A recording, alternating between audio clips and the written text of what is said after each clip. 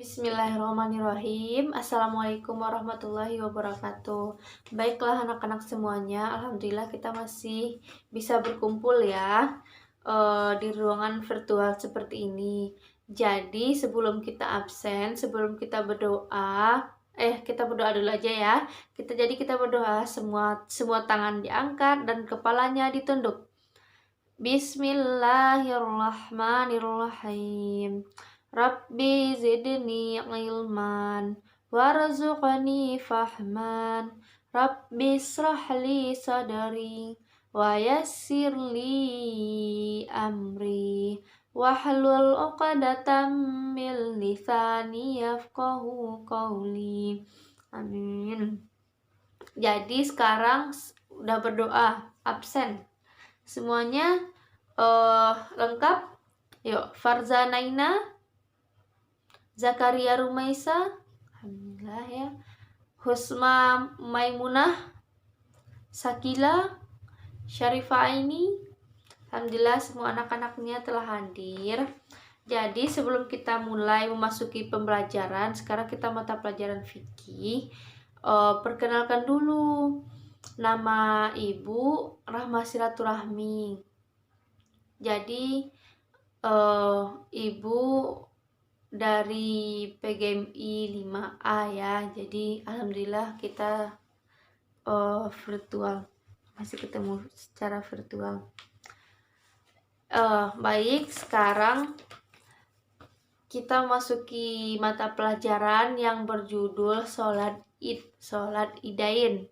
Jadi nggak asing lagi ya kata-kata sholat ini, karena setiap hari Lebaran itu sholat Id, sholat Id, sholat Id. Jadi tidak perlu lagi bingung ya, sholat Id gitu ya. Jadi sholat Idain, sholat 2 rakaat yang dilaksanakan setiap tahun sekali pada hari raya Idul Fitri dan Idul Adha. Jadi sholat Idul Fitri itu berasal dari kata Id, artinya kembali, Fitri yang berarti terbuka. Sholat Idul Fitri dilaksanakan setelah 30 hari berpuasa, sebulan penuh. Jadi seperti biasanya setelah sholat Idul Fitri, sebelum sholat Idul Fitri, jadi kita puasa dulu selama 30 hari penuh ya, sebulan penuh. Jadi sebelum itu kita sholat Idul Fitri. Sholat Idul Fitri itu tidak asing lagi dengan kata-katanya ya, dimana sholat Idul Fitri ini semua sanak saudara berkumpul, keluarga berkumpul, banyak dapat THR, banyak makanan, bisa main, bisa jajan, semuanya bisa ya. Terus sholat Id itu mempunyai sunah-sunah. Sebelum pergi kita sholat Id mempunyai sunah-sunah. Yang pertama itu mandi supaya kita bersih. Sebelum sholat Id itu bersih. Yang kedua, memakai wangi-wangian. Menyenangkan hati orang lain ini termasuk sedekah. Jadi sebelum sholat Id itu pergi ke masjid pakai wangi-wangian. Untuk laki-laki, kalau perempuan sebaiknya di rumah saja ya. Terus selanjutnya memakai pakaian yang paling bagus dimiliki, pakaian terbaik ya. Pakaian terbaik ini bukan selalu pakaian baru yang itu termasuk terbaik, bisa jadi pakaian lama itu juga termasuk pakaian yang baik yang kita miliki. Terus melewati jalan yang berbeda ketika pergi dan pulang. Contohnya kita pergi dari arah utara, nanti kita pulang dari arah selatan. Terus selanjutnya mengumandangkan takbir dari terbenamnya matahari akhir bulan Ramadan sampai selesainya pelaksanaan sholat Id. Jadi takbir ini tidak asing lagi ya, biasanya juga ada malam-malam takbiran itu orang pakai mobil, becak, di masjid-masjid semuanya takbiran, jalan kaki, rame ya. Begitu. Yang kedua, sekarang kita masuk kepada sholat Idul Adha. Idul Adha itu dilaksanakan pada tanggal 10 Dzulhijjah. Idul Adha ini maksudnya artinya itu Id itu kembali, Adha kembali berkurban. Jadi Idul Adha kembali berkurban. Jadi waktu penyembelihan hewan kurban itu ada pada tanggal 10, 11, 12, 13 Zulhijjah. Jadi apa saja, siapa aja yang tahu hewan kurban itu apa aja ya. Di antaranya ada sapi, biasanya di tempat kita sapi, ada unta, ada kambing, dan ada kerbau ya biasanya juga. Tapi di sini tidak ada unta ya, jadi seringnya sapi. Gitu. Dagingnya banyak sekali. Jadi sunah-sunah sebelum sholat id juga ada ya. Mandi sebelum berangkat sholat. Ya, terus yang kedua tidak makan dan minum sebelum berangkat sholat id. Sholat Idul Adha. Jadi ini ada perbedaan ya. Perbedaannya itu kalau sholat Idul Fitri, sebelum berangkatnya itu kita makan dan minum dulu. Kalau sholat Idul Adha tidak makan dan minum dulu. Selanjutnya melewati jalan yang berbeda saat pulang dan pergi, sama ya. Yang selanjutnya mengumandangkan takbir mulai dari tanggal 10 sampai 14 Zulhijjah saat hari pembelihan ya. Sholat hukum id. Menurut jumhur ulama, sholat Idul Fitri sunnah muakkad, sangat dianjurkan untuk dilaksanakan. Berarti rugi sekali kita kalau tidak melaksanakan sholat id, padahal sholat id itu kan hanya setahun sekali. Jadi rugi sekali kita tidak pergi, sama juga dengan sholat Idul Adha. Tata cara sholat id terdiri dari 2 rakaat.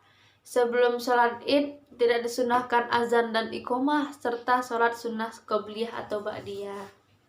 Terus sholat id sebaiknya dilakukan berjamaah. Iya, sholat id itu sebaiknya dilakukan secara berjamaah, karena sholat id itu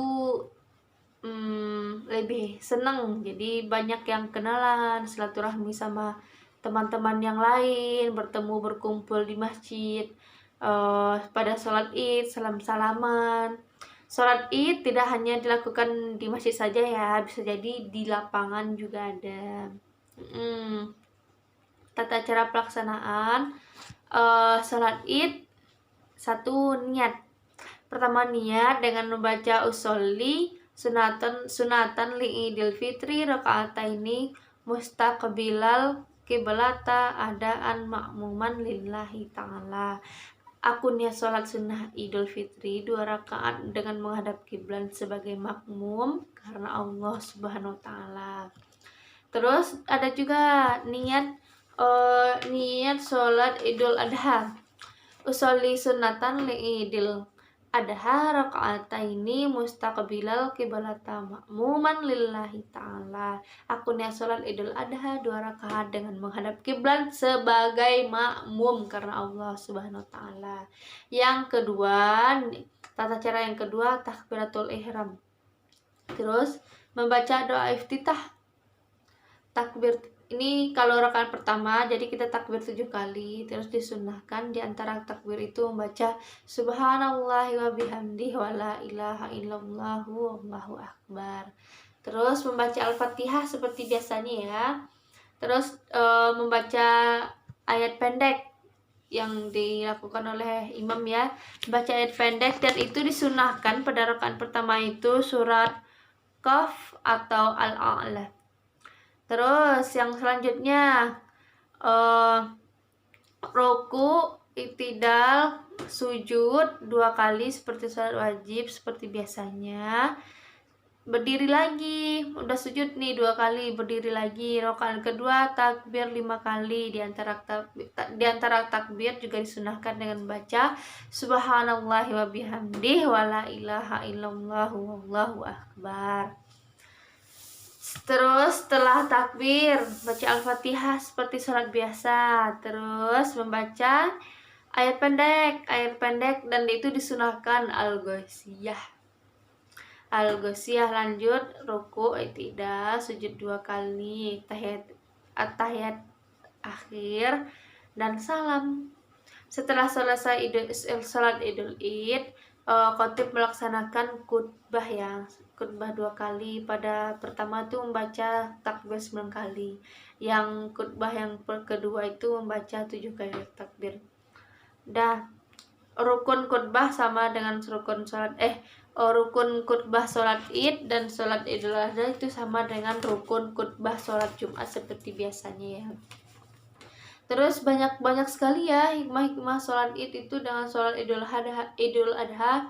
Di antaranya itu diampuni dosanya oleh Allah. Masya Allah ya, diampuni ya Allah, amin. Yang kedua, memupuk rasa persaudaraan. Jadi setiap kita pulang sholat Id itu kita salam-salaman dulu sama tetangga-tetangga, sama teman kerabat jauh. Jadi tempat kita bertemu berkumpul itu pada sholat Id. Jadi setelah sholat Id kita salam-salaman dulu. Terus saling mengenal ya, di sini saling mengenal satu sama lain. Jadi mana tahu ada tetangga jauh udah lama nggak salaman, udah lama nggak ketemu. Jadi kita ketemu nih sama saudara-saudara jauh itu, salaman, tanya kabar, sehat gitu. Terus nanti diajak mampir ke rumah ya gitu. Hikmah selanjutnya, menyebarkan syiar Islam, terutama sholat ya, biar tahu ya syiar Islam sholat. Selanjutnya, sebagai wadah belajar agama Islam. Jadi kan banyak cerita khutbah dari khotib, dari khotibnya, khutbahnya itu dengerin. Jadi kan ada tuh yang bisa juga itu juga bisa sebagai wadah agama Islam ya. Selanjutnya, saat yang tepat kembali semangat. Jadi semuanya itu kan kalau kita udah bersama-sama nih rame-rame, itu pada saat yang paling kita tepat itu saat kita paling bersemangat, karena kita itu sudah bertemu dengan teman-teman yang jauh, saudara-saudara yang jauh yang sudah lama tidak ketemu lagi. Pada pasti waktu itu semangatnya udah wah gitu. Terus menjaga persatuan dan kesatuan umat muslim. Jadi pada saat itu ya, itu salah satu dengan menjaga persatuan dan kesatuan umat muslim. Terus menanamkan persamaan derajat. Jadi waktu kita sholat Id, berkumpul di masjid, berkumpul di lapangan, itu tidak lagi memandang derajat. Oh dia pejabat, oh saya petani. Oh enggak, tidak lagi ya memandang derajat. Jadi semuanya itu sama rata semuanya. Tidak ada lagi yang beda-beda, tidak lagi oh ini anak petani, ini anak guru, enggak ada lagi ya. Jadi yang terakhir, menguatkan tali silaturahmi. Jadi sholat Id maupun sholat Idul Adha itu menguatkan tali silaturahmi kita. Jadi setiap Idul Fitri, kita pergi sholat Idul Fitri ketemu teman-teman di lapangan. Kita pergi sholat Idul Fitri ke masjid ketemu dengan lapangan-lapangan. Itu salah satu menguatkan tali silaturahmi kita dengan teman. Terus kalau Lebaran nih, ada saudara yang datang ke rumah, itu juga menguatkan tali silaturahmi antara tetangga dan tetangganya, antara saudara dan saudaranya, antara kerabat dan kerabatnya, antara teman dan temannya. Banyak sekali ya hikmahnya dengan sholat Id. Begitu sholat Idul Fitri dan Idul Adha. Udah? Ya, sekian ya. Mungkin ada yang perlu ditanyakan, silahkan. Baik, kalau tidak, mudah-mudahan sampai di sini sedikit banyaknya ada manfaatnya, karena yang benar itu datangnya dari Allah dan salah itu datangnya dari ibu pribadi. Ya, terima kasih ya semuanya anak-anak, sehat-sehat selalu. Ibu akhiri dengan baca Alhamdulillahirobbilalamin. Semuanya istighfar ya. Istighfar 3 kali. Astagfirullahalazim, astagfirullahalazim, astagfirullahalazim. Membaca doa penutup majelis. Subhanakallahumma wa bihamdika asyhadu an la ilaha illa anta astaghfiruka wa atubu ilaik. Terima kasih semua anak-anak. Semangat. Assalamualaikum warahmatullahi wabarakatuh.